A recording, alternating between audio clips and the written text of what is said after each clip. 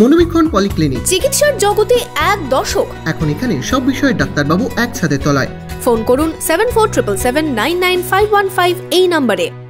কেন্দ্রীয় নেতৃত্বকে অধীর চৌধুরীকে প্রদেশ কংগ্রেস সভাপতি থেকে সরালে কংগ্রেস শেষ দাবি নেতাদেরই। প্রদেশ কংগ্রেস সভাপতি কে হবে জল্পনার মধ্যেই মুর্শিদাবাদ জেলার কংগ্রেস নেতারা চাইছেন অধীরই থাক প্রদেশ কংগ্রেস সভাপতি। প্রদেশ কংগ্রেস সভাপতি বদল নিয়ে তুঙ্গে রাজনৈতিক চর্চা। প্রদেশ কংগ্রেস সভাপতি কে ঠিক করতে দফায় দফায় বৈঠক, আলোচনা চলছে দিল্লিতে। তার মাঝেই কংগ্রেসের সর্বভারতীয় নেতৃত্ব জানিয়ে দিয়েছেন প্রদেশ কংগ্রেস সভাপতির পদ থেকে ইস্তফা দিয়েছেন অধীর চৌধুরী। সোমবার দিল্লিতে প্রদেশ কংগ্রেস নেতাদের সঙ্গে বৈঠকেও বসেছিলেন সর্বভারতীয় কংগ্রেস নেতারা। তবে এখন প্রদেশ কংগ্রেস সভাপতি কে হবেন তা নিয়ে জল্পনা চলছে দলের অন্দরেই। অধীরকে কি সরানো হবে প্রদেশ সভাপতি পদ থেকে? অধীরের পর কে? এই নিয়ে চলছে জোর চর্চা। অধীর চৌধুরীর জেলা মুর্শিদাবাদেও শুরু হয়েছে নেতা কর্মীদের মধ্যে চাপানুতোর। দলের একাংশ যদিও একে আমল দিতে নারাজ। আজকে গতকালও মিটিং হয়েছে এআইসিসিতে, আজকেও আবার মিটিং আছে, সেই মিটিংয়ে সিদ্ধান্ত হবে। এই যে খবরগুলো, যে বিভ্রান্তমূলক খবরগুলো ছড়ানো হচ্ছে, যে পদের সভাপতি থেকে সরিয়ে দেওয়া হলো, ইস্তফা দেওয়া হলো, এগুলো ভ্রান্ত ধারণা। অধীরদা পশ্চিমবাংলায় কংগ্রেস চালানোর ক্ষেত্রে যে ঘটনাটা ঘটেছে, সাম্প্রদায়িক রাজনীতির একটা উত্থান হয়েছে মুর্শিদাবাদ মালদা সব মিলিয়ে, সেখানকার শিকার হয়েছেন, জয় পরাজয় থাকে। কিন্তু একজন জননেতা জয় পরাজয় থাকবেই, তাই বলে সেই নেতা কোনোদিন ডাস্টবিনে পড়া নেতা হবে নয়। এসি ঘরে বসে থাকার মতো বড় বড় কথা বলা। অধীর চৌধুরী মাঠে ময়দানে থাকে এবং অধীর চৌধুরী জনগণের জননেতা। অধীর চৌধুরী পদ বা কোনো কিছু উনি পরোয়া করেন না, উনি পরোয়া করেন সাধারণ মানুষকে। তবে জেলার কংগ্রেস নেতারা কিন্তু অন্য সমীকরণ দেখছেন।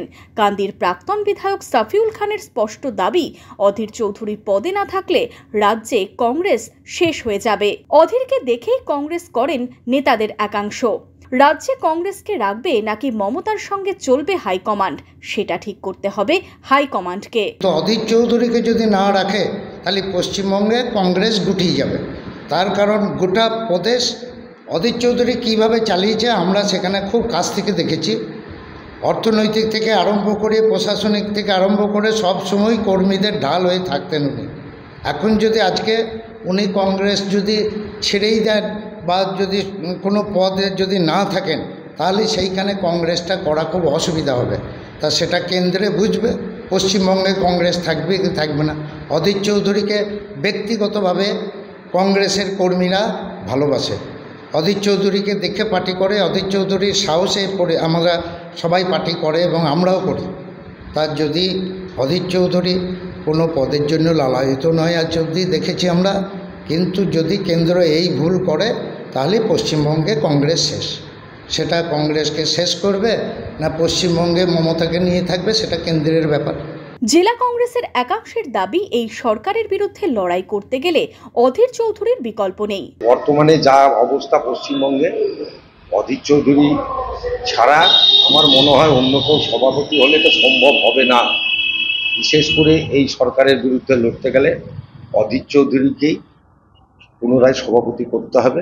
অধীর চৌধুরীর পর প্রদেশ কংগ্রেস সভাপতি কে হবেন তা কয়েকদিনের মধ্যেই ঠিক হবে। তবে এর মধ্যেই কংগ্রেসের অন্দরে চড়ছে পারদো। সভাপতি বদলে কি বদল হবে রাজ্য কংগ্রেস তৃণমূল সম্পর্কে উৎকণ্ঠায় রয়েছেন নেতারাও। Bureau report, imagine community media.